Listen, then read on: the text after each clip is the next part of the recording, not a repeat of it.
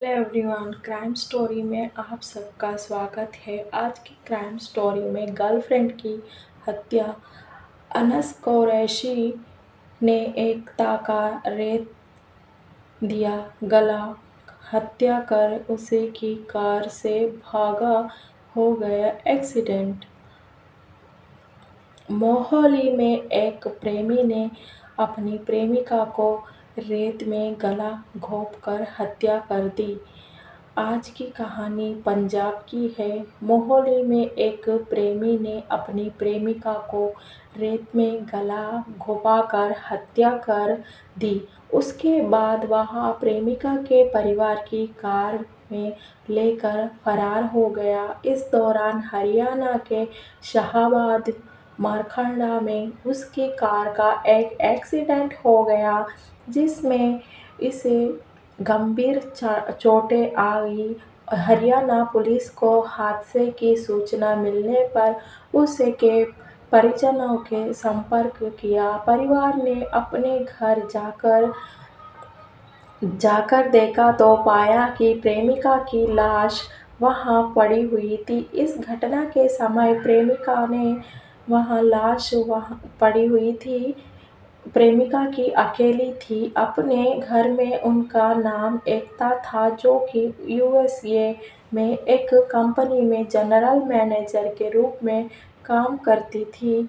वहां पुलिस ने मृतक का एक छोटे भाई रोहित की शिकायत पर मुरादाबाद यूपी के एक आबादी स्थल में रहने वाले अनसा कुरैशी के खिलाफ हत्या का मुकदमा दर्ज किया है। उसने चंडीगढ़ के सेक्टर 38 में एक ढाबे चला रहा था। वे 4 साल से एक लाइव इन रिलेशन में थे। एकता अपने छोटे भाई रोहित, भाभी और विधवा मां के साथ सेक्टर 125 सन्नी एन्क्लेव के एकता विहार में किराया पर रहती थी।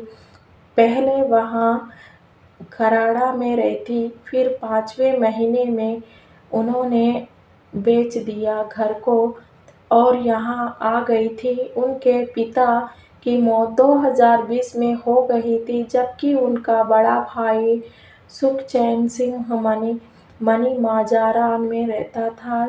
सुखचैन सिंह ने बताया कि शुक्रवार को उनका छोटे भाई के ससुराल में जागरण था। सारा परिवार वहां पहुंचा और एकता ने अपने ऑफिस जाने के बाद सीधे अपने घर चली गई थी। उसने फिर घर पहुंचकर परिवार के साथ एक फ़ोन किया था। इसके बाद परिवार की चिंता कम हो गई। सुखचैन ने बताया कि शनिवार की सुबह उन्हें एक फ़ोन आया, जिसमें उन्हें शाहाबाद मारखंडा से बोला गया उनकी कार का एक्सीडेंट हो गया है। फ़ोन करने के बाद वाले उससे पूछा कि क्या उनकी कार को एक लड़की चला रही थी। जवाब मिला कि नहीं, एक लड़का चला रहा था, जो कि घायल है। फिर उन्होंने लड़के के जेब से मिली पहचान पत्र को माध्यम से पता लगाया कि वह अनस कुरैशी था।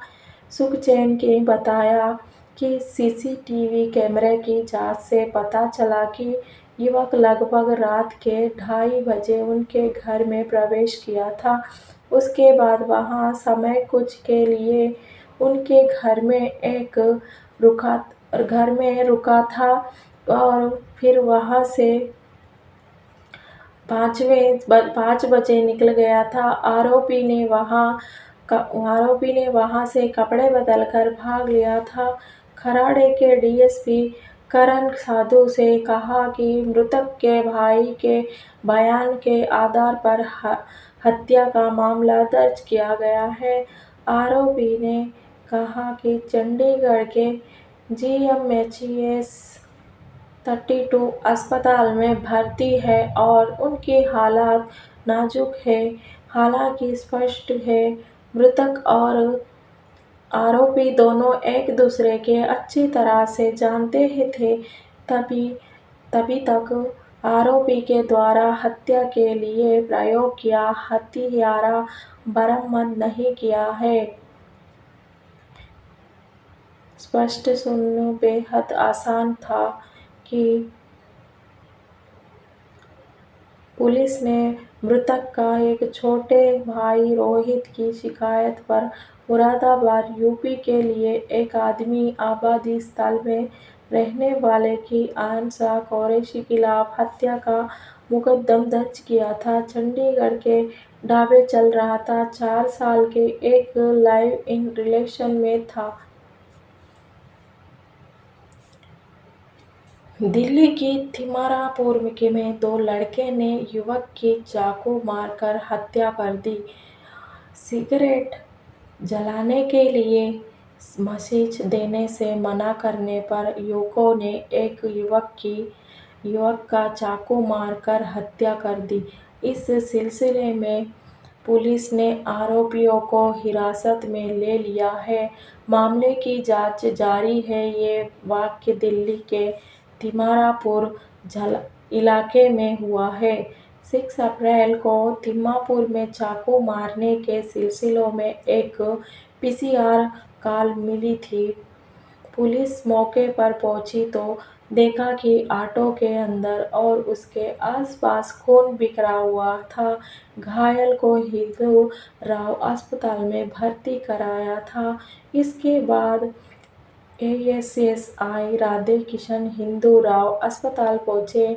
मृतक को डॉक्टरों ने मृत घोषित कर दिया। इसके बाद क्राइम टीम और एफएसएल टीम द्वारा घटनास्थल का निरीक्षण किया गया है और अलग-अलग एंगल से तस्वीरें ली गई थी। चश्मदीदा का बयान दर्ज किया गया है और बयान के एफआईआर दर्ज कराया था। मृतक की पहचान अंशु बांटी के रूप में हुई थी। के मुताबिक जांच के दौरान सीसीटीवी फुटेज और सूत्रों से जानकारियां एकत्र की गई थी। एसपी निवारिया पटेल की टीम ने आखिरकार 2 नाबालिग को हिरासत में लिया था।